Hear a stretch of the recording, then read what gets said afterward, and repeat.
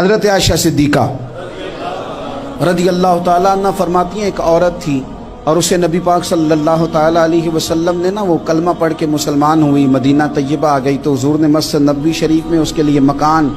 ایک سادہ سا کمرہ ساتھ مسجد کے بنوا دیا، وہیں رہنے لگی۔ اکثر وہ سیدہ طیبہ کے پاس آتی تو حضرت عائشہ صدیقہ رضی اللہ تعالیٰ عنہ فرماتی ہیں وہ بڑی باتیں سناتی اور آخر میں کہتی وہ ہار والا دن بھی بڑا عجیب دن تھا اور میرے رب کی قدرتوں کا دن تھا، وہ بھی بڑا عجیب دن تھا۔ سیدہ عائشہ صدیقہ رضی اللہ تعالیٰ عنہ ایک دن فرمانے لگی کہ تو ہار والے دن کا بڑا ذکر کرتی ہے، وہ کیا دن تھا؟ تو خاتون کہنے لگی اماں جی وہ دن تھا جب میرے رب پر بھروسہ اور مضبوط ہو گیا، جس دن میرا اپنے رب پر توکل اور بڑھا، میرے ایمان میں یقین میں اور پختگی آئی۔ کہنے لگی میں ایک گھر کی کنیز تھی، نوکرانی تھی، اس گھر میں ایک بچی تھی جس کے پاس سونے چاندی ہیرے جواہرات کا ہار تھا۔ اس زمانے میں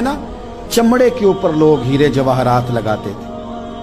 کئی دفعہ سرخ رنگ کے چمڑے پہ لگائے جاتے تھے، وہ بچی پہنتی تھی تو کہتی ہیں وہ بچی کے اس نے اتار کے رکھا یا اس سے گرا وہ ہار تو چیل اسے اٹھا کے لے گئی گوشت سمجھ کے اور میرے سامنے اٹھا کے لے گئی۔ گھر والوں نے مجھ سے پوچھا، یہ بخاری میں موجود ہے، گھر والوں نے پوچھا مجھ سے کہ وہ ہار کہاں ہے تو میں نے کہا چیل اٹھا کے لے گئی۔ گھر میں کچھ چوری ہو جائے تو سب سے پہلا الزام کس پہ لگتا ہے؟ ملازمین پہ۔ کہتے انہوں نے مجھے بڑا مارا، بڑی تکلیف تھی، حتیٰ کہ میری شرمگاہ تک کی تلاشی، میری عزت اتنی خراب کی میں بتا نہیں سکتی۔ میں نے اپنی زندگی میں ایک واقعہ دیکھا، ایک امیر گھر میں چوری ہو گئی، ملازم کو اتنا مارا کہ وہ چارپائی پہ پڑ گیا، پولیس والوں سے اتنی مار پروائی گئی کہ وہ بیچارہ چارپائی پہ پڑ گیا اور پھر وہ اتنا بیمار ہوا اور کچھ دنوں کے بعد پتہ چل گیا کہ چور تو اپنا بیٹا ہے ان کا، پھر اس کا انتقال ہو گیا۔ اب وہ سیٹھ صاحب اور گھر والے آ کے مرنے والے کے کان میں معافیاں مانگ رہے ہیں، کان میں۔ تو میں نے ان سے پھر کہا تھا کہ یہ تو اب چلا گیا ہے، تمہارا زور چلتا تھا نا تو تم نے قانون خریدا اور تم نے اسے جتنا ہو سکا تم نے اسے مار پڑوائی، تمہارے پاس جو عدالتیں تھی تم نے وہاں کاروائی کی، اب ایک عدالت قیامت کے دن لگے گی۔ یہ کمزور تھا نا، کچھ کر نہیں سکا۔ میرے نبی پاک صلی اللہ علیہ وسلم نے فرمایا سن لو، اگر سینگ والی بکری نے بغیر سینگ والی بکری کو تکلیف دی ہوگی نا تو قیامت کے دن اسے بھی بدلہ دینا پڑے گا کہ تیرے پاس سینگ تھے اور تو نے اسے مارا تھا۔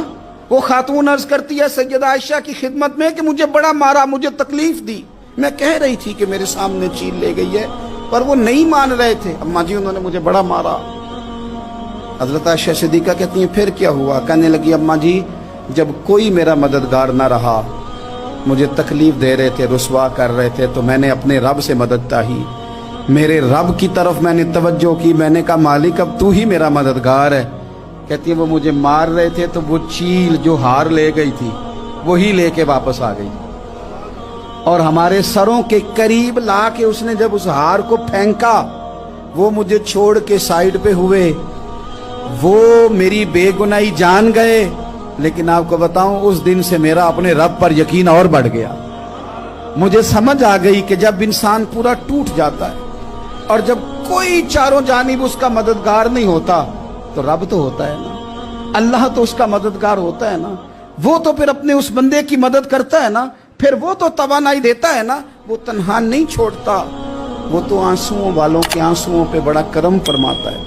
وہ تو قسم پرسی میں آ جاتا ہے، اس کی رحمت بڑھ کے استقبال کر لیتا ہے۔